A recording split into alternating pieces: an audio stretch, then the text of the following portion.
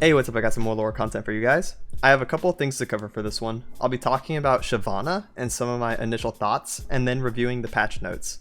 I did a live reaction to Shyvana's reveal on stream yesterday as a bonus for anyone who stuck around, so check out the VOD on my Twitch channel if you're interested in that.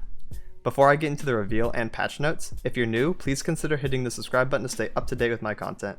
I make deck profiles, beginner-friendly videos, gameplay highlights, and other lore-related stuff. The road to 5k has begun, and I need all the help I can get. So it would be awesome if you joined. I also stream on Twitch often, so check me out over there if you want live gameplay of someone who's hit Master Tier during all 4 ranked seasons and peaking top 30 players in NA. With that, let's get into the reveal and patch notes. So we're going to start off with Shyvana's video, and then I will talk about the Shyvana cards and what I think about her as a whole and dragons.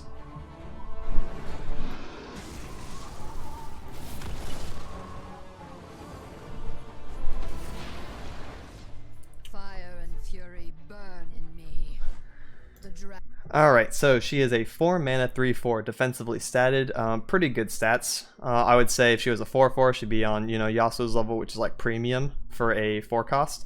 But there's a bonus effect here. Attack, give me +1/+1 this round. So on attack turn 4, she is a 4 mana 4/5 during attack, which is absolutely bonkers. That is now the best stats for a 4 cost champion. And when she levels up, she has to see dragon allies deal 12 plus damage, including herself. She is also a dragon, so dealing damage through combat, or through spells, or like single combat and stuff, making them strike, or through damage effects if they get added into the game. Dragon's rage claws to get out. So pretty easy to level up. She has to see them do the damage though.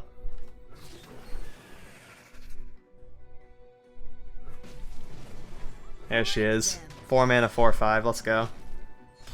That's an insane stat line.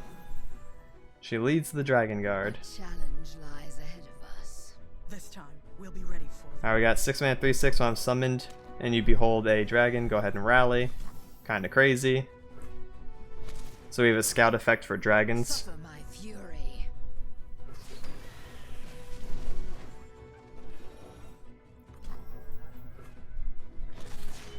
Alright, let's see what leveled up Shyvana does. She flies into the air like a Super Saiyan, turns into a dragon, Dovahkiin style. Alright, 4 mana 4/5, dragon.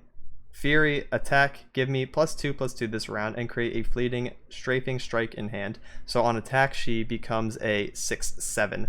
Very, very insane. Dragon Shyvana is a huge body, especially for 4 mana. So if you level her up and she dies, you play another one and you have a 4 mana 4/5 that becomes a 6/7 whenever you attack. It's kind of insane. Also with Fury, so she's going to be getting buffed by killing things and just kind of like ramping out of control. And we got to see this fleeting strafing strike. That's the other important thing to talk about.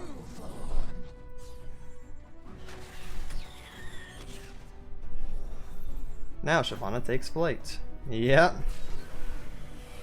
She takes flight into the victory screen. There's your strafing strike, so it happens on attack. Here's the effect. 3 mana fast spell. An ally and enemy strike each other, so it's single combat. Then, if the ally is a dragon, heal it 2. Alright, single combat, +1 mana for a heal 2 on a dragon. So something important to take into consideration is that the damage happens first, so if your dragon were to die, it will not receive a heal. The dragon has to survive combat in order to get the bonus effect. Shyvana gets this card whenever she attacks, so you can also hard run copies of it. It's pretty crazy.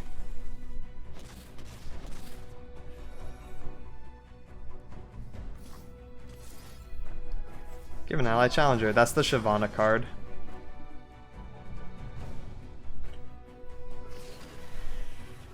Let's see your stars bleed. Burn all in dragon fire. So Demacia got another way to challenge enemy units. That's great. The spell is mainly for allowing certain dragons that don't already have Challenger, because Screeching has it, but the other dragons to be able to kill things and enable their fury. So let's take a look at the cards closer. Got Shyvana, Dragon Shyvana, Shyvana's Confront, the card we just saw. 3 mana burst, grant an ally challenger, and if it's the Shyvana copy, then of course put 1 into your deck. So yeah, this is basically for big boy dragons to now have challenger. It's also a permanent buff. Here's Strafing Strike, there it is. Kind of crazy. Next we have Cadrigrin. Cadrigrin? I don't know. The Infernal. 9 mana, 9/6 with Fury, of course. When I'm summoned, grant other dragon allies everywhere +2/+2. So, in your hand and your deck, summoned from other means, however you want to get a dragon, it will come out +2/+2. I think this is an overkill card. It's turn 9. Yeah, you're probably not going to hard run him, but if you get him through a random generation effect, like Egg Hatchery or Eclipse Dragon, then you're pretty happy seeing him and playing him, but I don't think he's going to be a must run. By the time that you like hard run him and he's one of your resources and you play him, the game's probably over by then, because it is turn 9. You either won or you lost, and the +2/+2 takes a little while to come online even after you receive the buffs. So that's my thoughts on him. Next we got Eclipse Dragon, 7 mana, 7/5 Fury. Daybreak. The next dragon or celestial unit you play costs 2 less. Nightfall. Create a random dragon follower and celestial follower in hand. So Nightfall is the simpler effect. It's just resource generation. It's pretty good. It's a +1 essentially. And Daybreak is the next dragon or celestial unit you play costs 2 less. Of course, without even thinking about mobilize and stuff like that, you can play Eclipse Dragon on 7, and then on turn 8 you can play Aurelian Soul, which is really insane to think about. You don't even have to like ramp into him anymore or trundle, you just have innate ramp within the dragon archetype. So I mentioned mobilize. Now let's take that into consideration. What if you mobilize one time, you hit Eclipse Dragon and you hit a soul, right? Then you play Eclipse Dragon on 6, a soul is now 9, you reduce the cost by 2, you can play him on 7, right? Eclipse Dragon on 6, a soul on 7. Now what happens if you double mobilize or have Herald of the Dragon on board? Well, now you're looking at probably an a soul on turn 5 or 6, right? It's just crazy to think about the high end that you can get with this deck in the mid game. And finally on here we have Dragon Guard Lookout. When I'm summoned, if you behold dragon, rally. Okay, so these two effects right here are pretty important to consider, because it says when I'm summoned, not played from hand. So if these are brought back through harrowing or something like that, then their effects will happen again, which is kind of interesting. However, I don't think of course you're going to be able to hit Lookout with harrowing, but you know, like miscall and stuff like that can also create a couple extra rallies for you. It's kind of insane. That's gonna be interesting. Alright, now we're moving on to the patch notes. The patch notes I have not seen yet, so these will be my genuine first impressions. Monuments of Power. Call of the Mountain set continues with new expansion. Monuments of Power. Yeah, we got the landmarks and stuff. Sure.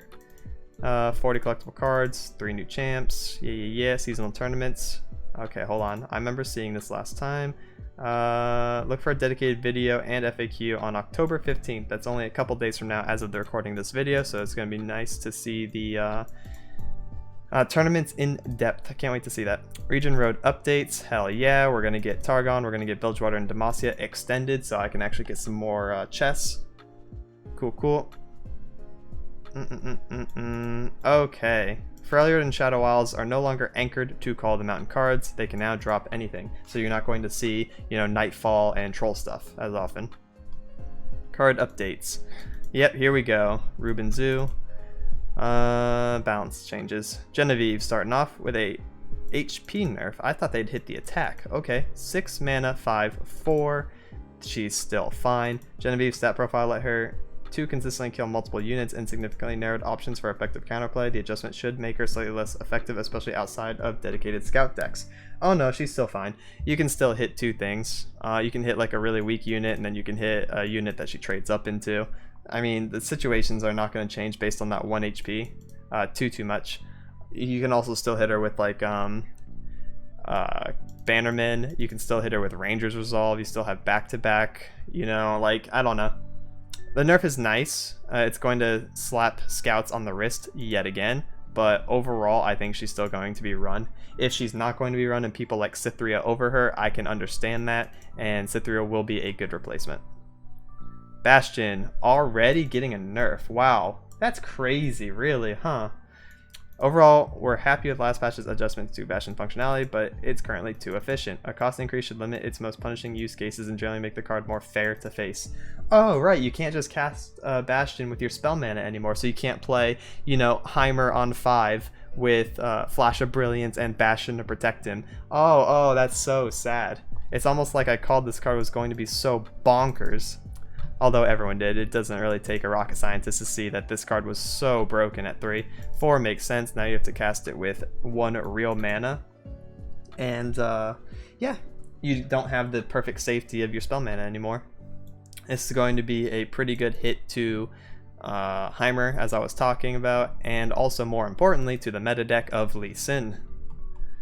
Next we have Hush. So this is the second rework. This is probably going to be the finalized one. It's going from 3 to 2. Silence a unit this round, create a fleeting. No longer, just silence a unit this round. So it's a 2 mana, you know, one turn silence. You don't get a fleeting.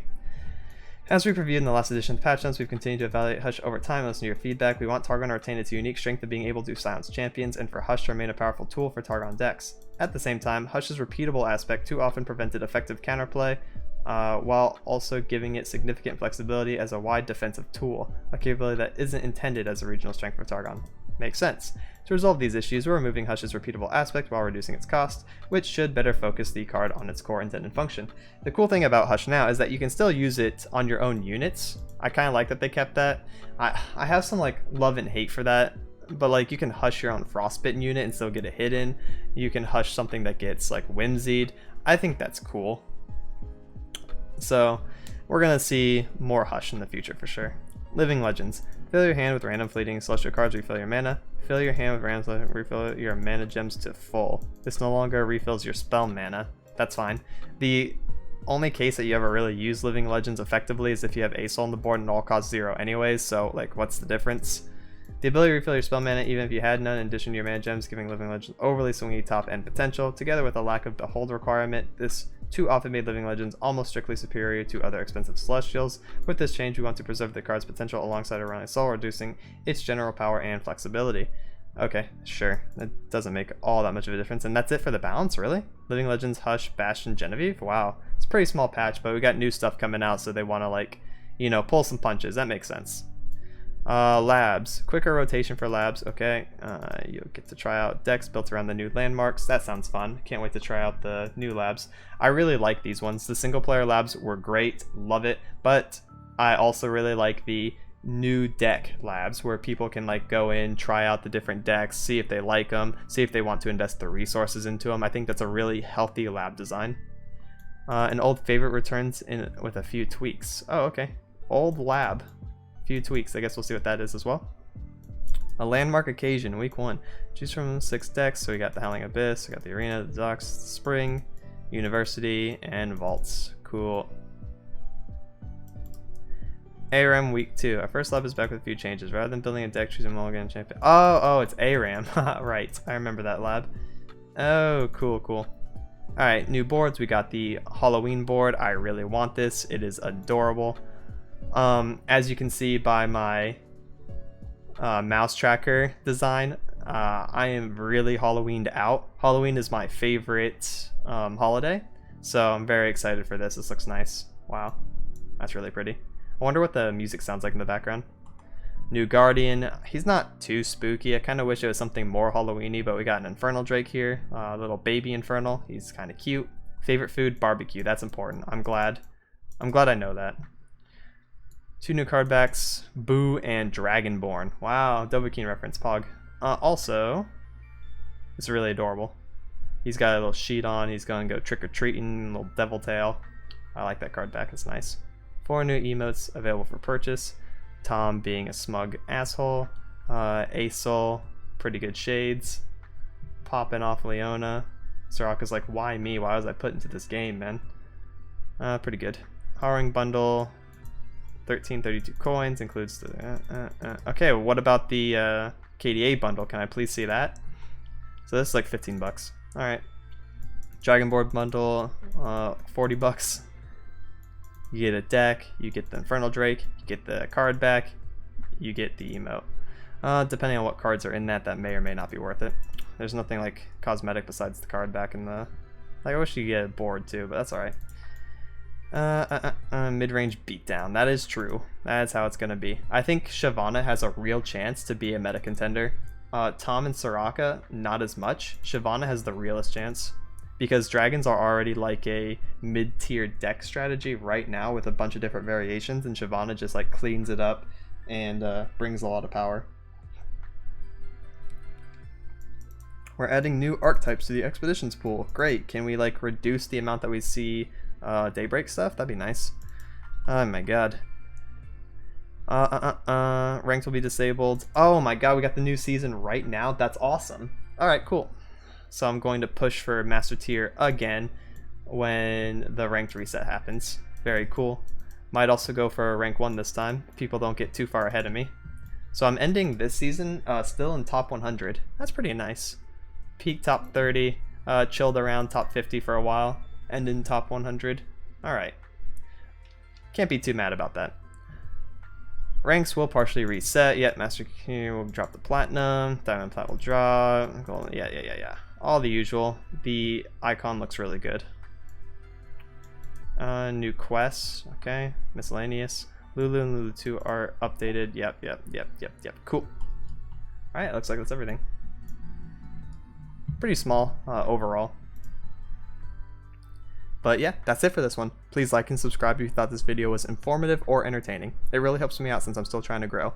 I'll be releasing more deck profiles, guides, and gameplay highlights in the near future. Thank you so much for watching and have a good one. Laters.